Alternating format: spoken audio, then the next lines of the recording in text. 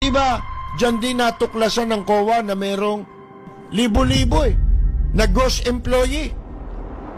Mga kaibigan, ang Davao City. Si Bongbong Marcos, naliligid na, ng mga hive killer. Yan na, nakapaligid. Baka pabaril pa sa ulo yan Sino makapagsasabi? Kasi may kinausap na ako na tao. Sinabi ko sa kanya, kapag pinatay ako, patayin mo si BBM, si Lisa Araneta, at si Martin Romualdez. No joke.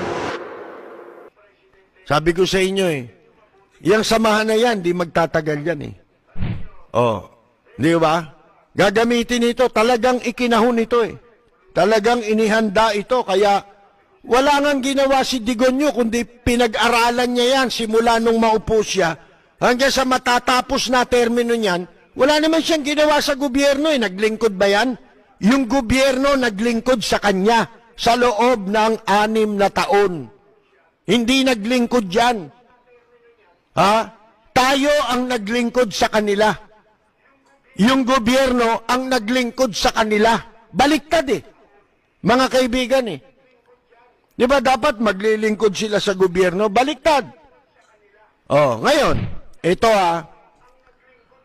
magkakatotoo na yung mga sinasabi natin kapag hindi naibigay nitong si Bongbong Marcos ang lahat ng kailangan o hinihingi nitong pangkat na yan ni Digongyo. Gusto kong presidente mabait. Ayoko sa babaeng Hitler o babaeng anak ni Hitler. Sana maimbestigahan din yung pagkakasawi nito ni Capper Silapid, no? Dahil dun sa assassination sa kanya, you can tell na talagang there's a big person behind it. And dito nga, habang pinakikinggan ko yung kanyang mga videos and yung mga conspiracies niya, no, yung mga teorya din niya, talaga nakakapangilabot talaga. By the way, guys, I came across these videos. Nakuha ko to kay Kabarek Ligalig. So, credits sa'yo, sir.